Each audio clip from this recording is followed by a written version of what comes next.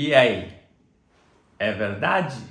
Muitas são as aflições do justo, mas o Senhor a livra de todas. A malícia matará o ímpio, e os que odeiam o justo serão punidos. O Senhor resgata a alma dos seus servos, e nenhum dos que nele confiam será punido. Meu querido irmão, meu querido amigo, que Deus te abençoe neste dia. Começa-se aqui mais um vídeo do canal Discípulos de Cristo. Muito bem. E aí, é verdade ou não? Hoje nós vamos falar sobre uma mensagem muito impactante. É uma palavra muito forte que vai desnudar, descortinar muitas coisas que parecem normais, mas não são. Hoje nós vamos falar sobre a verdade. O que é a verdade? Sabia que muitas pessoas vivem na mentira, pensando que vivem uma verdade, enganando-se a si mesmo? Vamos lá. Vamos para o texto bíblico, São João capítulo 8, versículo 32, o versículo da minha conversão, que diz assim: conhecereis a verdade e a verdade vos libertará. Muito bem, nós temos algumas palavras nessa frase interessante. Iniciando-se já com a primeira palavra, conhecereis. Hoje nós vivemos em um mundo, em uma época que as pessoas não conhecem nada e se dizem especialistas. Eles se associam ali a algum grupo de pessoas e tudo que aquele grupo de pessoas, às vezes via WhatsApp ou outras redes sociais, ele já traz aquilo como uma verdade, né? E as pessoas não conhecem, não aprofundam no conhecimento. A palavra de Deus diz para nós lá em Mateus capítulo 11, versículo 28, o Senhor Jesus nos diz assim: vinde a mim, cansados e oprimidos, e eu vos aliviarei. Tomai sobre vós o meu jugo e aprendei de mim. Então, o que nós conhecemos desse Deus? Você que gosta de falar mal dos cristãos, dos evangélicos, dos servos de Deus, o que você conhece deles? Quantos cultos você foi? Em quantas igrejas diferentes você foi? Porque você não pode ter uma opinião de algo superficial. Nós precisamos nos aprofundar de algo. Você, quando fala de uma certa denominação, você estudou aquela denominação, você esteve lá, você conhece as origens, como ela é formada, qual o papel social, qual a quantidade de pessoas, o percentual de pessoas que aquela comunidade representa? Isso é verdadeiramente conhecer. Então, muitas vezes nós falamos que conhecemos algo quando nós temos só opinião sobre algo. E a opinião, ela não é fundamentada necessariamente na verdade. Tá? Então, quando nós conhecemos algo, nós temos que nos aprofundar nisso. Eu que vos falo, me converti por querer conhecer esse tal de crente. Eu queria ver melhor esse negócio aí. Queria ver mais de perto. Eu queria ver como que os pastores, na minha época, manipulavam esses crentes. E eu comecei a aprofundar, e quando eu percebi, Jesus já tinha falado no meu coração. Jesus já tinha tocado na minha alma. Mas eu entrei nesse negócio sem reserva. Muito embora, olhando do lado de fora, eu achava que era um bando de fanáticos, um bando de loucos, né? Naquela época nem era moda ser evangélico como é hoje. Eu achava isso. Então, esse conhecer, o que você conhece de fato, né? Felipe andou com Jesus 2 anos e meio. 2 anos e meio. E aí Jesus pegou e falou para ele: Felipe, estou há tanto tempo convosco e tu ainda não me conheces. Os discípulos andaram juntos 3 anos e meio. E quando Jesus falou que um deles ia trair, ninguém sabia quem que era, porque eram todos iguais. Os discípulos, quem que é? Quem que vai trair? Quem que vai trair? Eles não sabiam quem que era, porque não conheciam, as pessoas não conhecem. Então, queridos, essa palavra conhecer, ela é mais profunda do que nós costumamos usar ela e falar. Quando nós vamos conhecer algo, nós temos que estudar esse algo, estudar a origem, estudar as nuances, estudar o impacto que aquele assunto tem na sociedade, o percentual que ele ocupa. Aí sim nós vamos dizer que conhecemos algo. Senão, é meramente opinião. E aqui o Senhor Jesus nos diz assim: conhecereis a verdade. Olha só, conhecereis a verdade. Muitas coisas que nós temos como verdade, que as pessoas têm como verdade, é mentira. Muitas delas. Hoje nós vivemos em uma época que existem correntes ideológicas que criam sofismas em nosso meio, através das emissoras, através das mídias, criam sofismas para nos enganar. Aliás, Satanás conseguiu enganar Eva criando um sofisma, criando uma frase de impacto que parece ser verdade, mas não é. Quer que eu diga uma delas? Ministério da Educação. Quem dá educação para o filho é o pai, é a mãe, é a família. Jamais isso deveria chamar Ministério da Educação. Isso deveria chamar Ministério de Ensino, porque a educação somos nós, pais, que temos que dar para os nossos filhos. Então, parece até um exemplo bobinho e tudo, mas o que, na verdade, quem cria essas coisas, o desejo que ele quer mesmo é isso, é que você pense que é algo bobinho, que é algo, que é algo sem intenção, que é algo que quem está te alertando sobre isso que sou eu, esse cara é louco. Quando eles criam os sofismas, é para isso mesmo. É justamente nesse sentido. Eles trabalham as frases de uma forma tremenda. Os músicos do mundo, associados a magias negras e tudo, depois que eles compõem um hino, eles passam uma coisa no hino chamada maquiagem. Eles colocam palavras que serão aceitas ali por determinado grupo de pessoas da sociedade, mas aquelas palavras, na verdade, significam outras palavras que eles colocaram lá.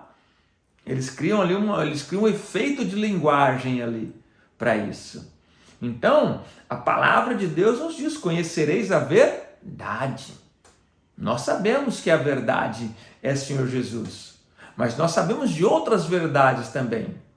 Uma das coisas que eu costumo perguntar para as pessoas que não conhecem esse Deus: você sabe o que significa a morte de Jesus na cruz do Calvário? Você sabe? Você que é servo de Deus, que esse canal é feito para você que é servo de Deus. Você sabe o que significa a morte de Jesus? O que aconteceu naquele dia? Qual a mudança que houve na era humana? E qual a mudança que teve naquele dia na sua vida? Você sabe disso? Seria bom saber. Seria bom saber. Seria muito bom saber. E o conceito da liberdade, ele é deturpado. Por exemplo, pessoas falam assim: eu tenho liberdade, eu faço o que eu quero. Isso não é liberdade. Fazer o que quer não é liberdade. Porque senão o viciado, ele vai dizer para você também: eu tenho liberdade, eu não sou preso nesse vício, eu faço o que eu quero. Eu fico aqui na rua, eu sou morador de rua porque eu quero. E nós sabemos que eles estão presos lá em um vício. Então isso não é liberdade. Liberdade é justamente o contrário. É você fazer o que você não quer. Isso sim é liberdade. Por exemplo, se alguém me apresentar aqui um pote de sorvete, eu vou querer tomar o pote inteiro. Mas se eu for servo do sorvete, como eu sei que aquilo faz mal para a minha saúde, Vou pegar uma dosezinha pequena, ali um potinho pequeno só. E muito embora a minha vontade seria consumir ele inteiro. Então, esse conceito de liberdade, ele é um conceito deturpado.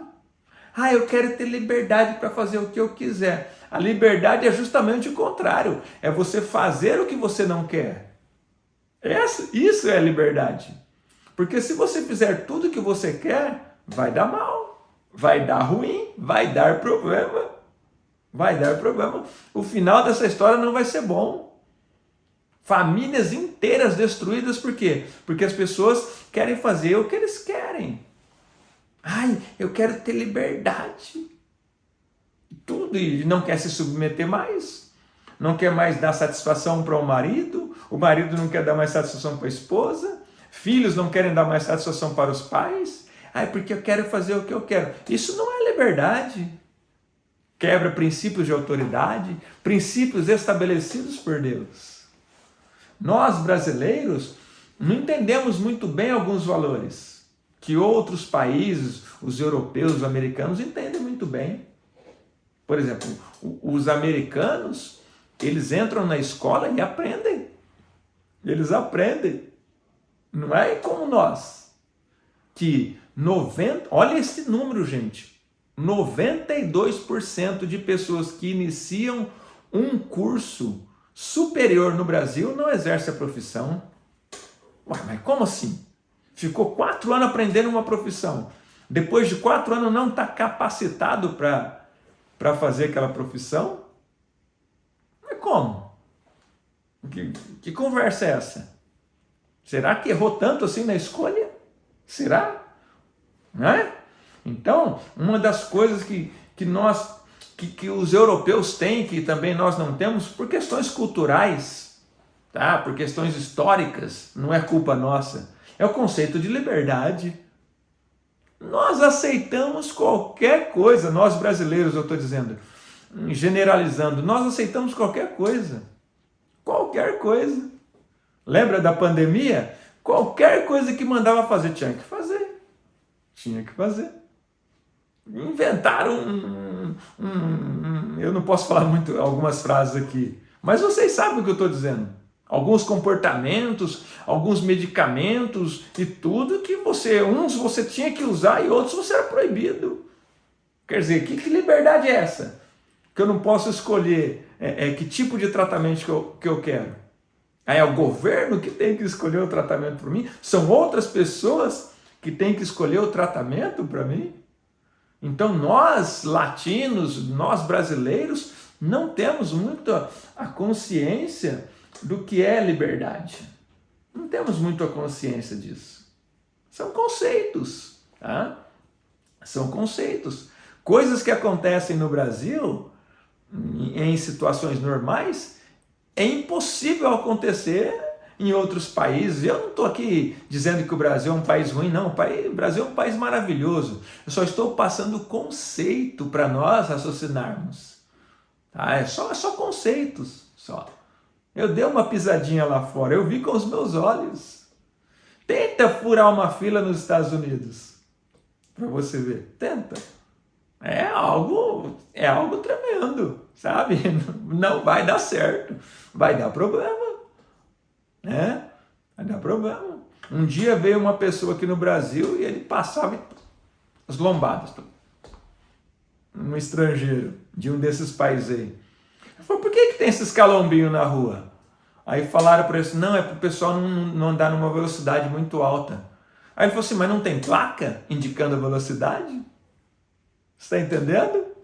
Como que nós estamos inseridos em uma cultura? Né?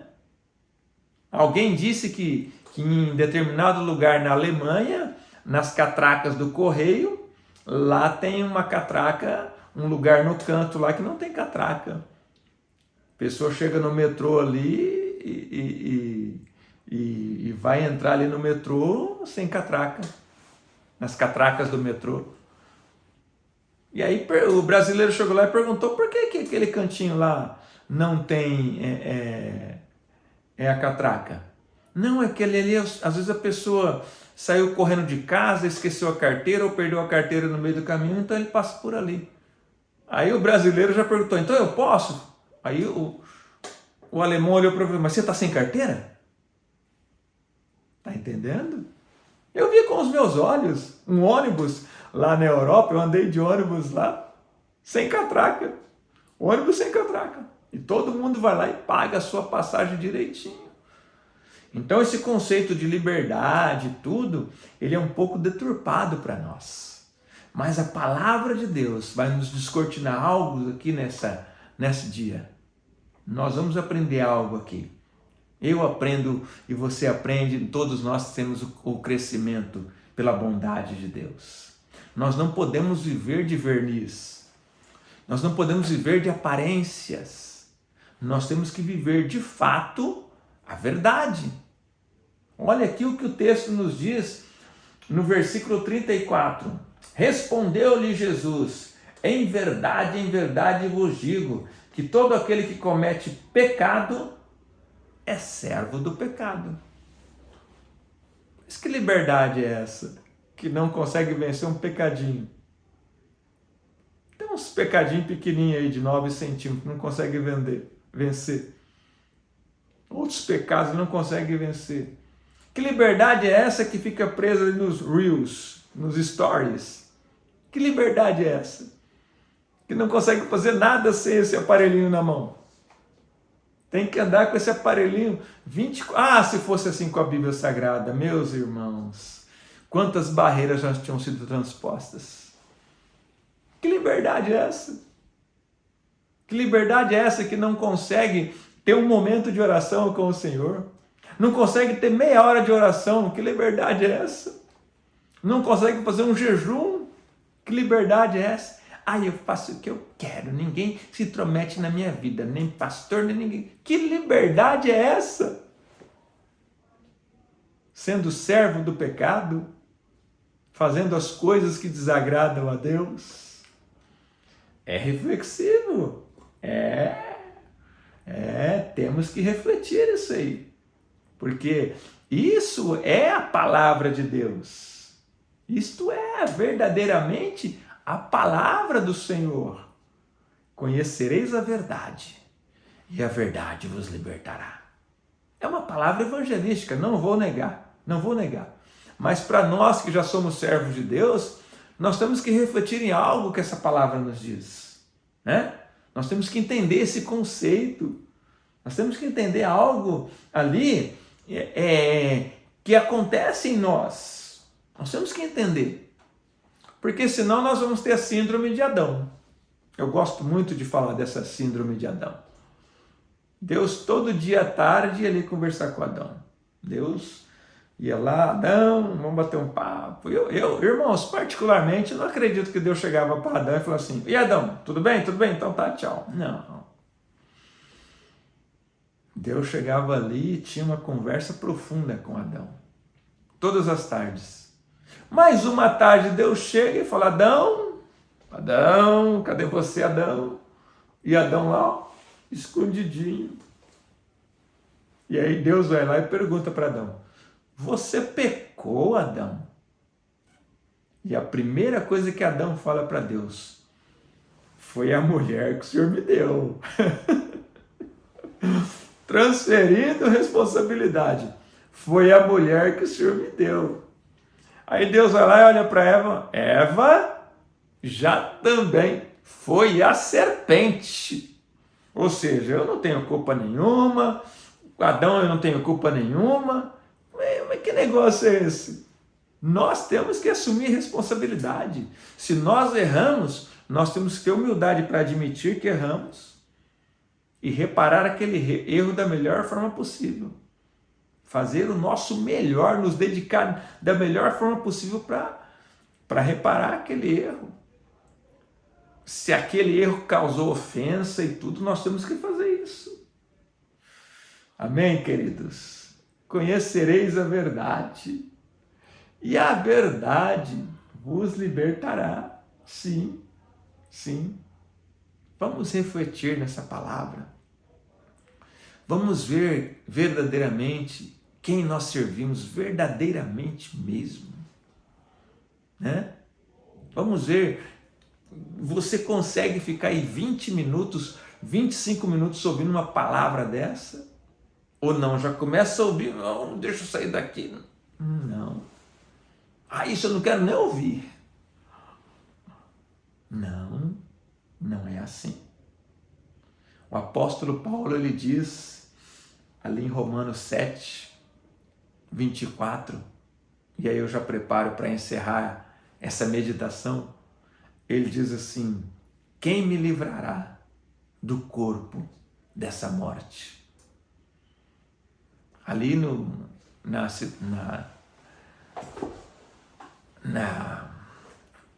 entre os romanos, na comunidade dos romanos, vamos dizer assim, existia várias formas de punições. Para cada crime tinha uma punição, e uma mais cruel que a outra. Mas do que Paulo está se referindo aqui, é uma punição tremenda. O assassino, se uma pessoa cometesse um assassinato, né, com outra pessoa, ele era amarrado, punho a punho, face a face, ele era amarrado naquela pessoa que ele tinha acabado de assassinar. Ele ficava ali, amarrado, olho com olho ali assim, mão com mão, corpo com corpo, inteirinho amarrado. E os romanos faziam isso. E aí aquele corpo começava a se decompor, e aí os bichos que iam criando naquele corpo iam passando para o outro corpo do assassino, e essa era a pena dele. Ele morria lentamente ali com aquela pessoa que ele tinha assassinado. Então, quando Paulo cita esse versículo, ele diz: quem me livrará do corpo dessa morte? Porque a pessoa não conseguia se soltar sozinho. Ele estava totalmente amarrado, mãos, braço, antebraço, pernas, cintura, tronco, totalmente amarrado no outro corpo. Ele não conseguia se soltar, em hipótese nenhuma. Quem me livrará do corpo desta morte? O que tem mais importância na sua vida? Se você demorou 5 segundos para falar Jesus, começa a se autoanalisar, começa a refletir. Meu querido, conhecereis a verdade, e a verdade vos libertará. E aí sim você vai desfrutar do melhor dessa terra, do melhor desse mundo, em todos os aspectos, em todas as instâncias. Aí sim, você vai poder olhar para algo que parece bom e você vai saber medir a consequência daquilo que parece bom, daquilo que é um prazer momentâneo e que vai te causar problema, talvez até a salvação. E você vai olhar para aquilo e vai falar assim: muito obrigado, eu não quero. Aí sim você vai viver esse versículo na íntegra. Conhecereis a verdade, e a verdade vos libertará. Senhor Deus e Pai, no nome santo do Senhor e Salvador Jesus Cristo de Nazaré, encerramos aqui mais esse vídeo, pedindo a Ti, ó Pai, que o Senhor abençoe os meus irmãos, que o Senhor derrame da sua glória, da sua graça, que o Senhor continue abençoando o meu irmão Ailton. Papai, continua abençoando o maestro Vaguinho. Ou o Senhor abençoa o Ronald. Pai, abençoa o Julinho, derrama da sua glória, continua abençoando o Baltazar. Pai querido, abençoa os teus servos e servos. Meu irmão, pastor Alcemiro, continua abençoando aquele homem, ó Pai. Pastor Reis, pastor Vanderlei. Oh, meu Deus, visita os teus servos e servas. Abençoa esse meu irmão, ó Pai, que talvez num momento de fraqueza, ali não consegue se libertar de coisas que atrapalham a comunhão contigo. Ó doce Espírito Santo, sonda os corações, sonda o meu coração, vê se há algo em mim que não te agrada. Continua consolando e abençoando esses meus irmãos. É assim que oramos. Continua abençoando o Du, Pai, o Eduardo, a irmã Nair, Pai. Oh, Senhor, abençoa a tua serva. Oh, Pai, abençoa o Mário. O Jonas, Senhor. Oh, Pai, abençoa grandemente o Jonas. O Davi, Pai, abençoa o Davi. O nosso irmão João, Pai. Oh, aquele grande empreendedor, grande homem de Deus, grande empreendedor. Abençoa o irmão João, Pai. João, que abençoa ele grandemente. Pastor Marcos, Pai, derrama da sua glória, da sua graça. É assim que oramos e te agradecemos e o fazemos em nome de Jesus. Que o Senhor te abençoe e te guarde e te prospere em todos os caminhos. Até o próximo vídeo ou lá no céu com o Senhor Jesus. Deus te abençoe.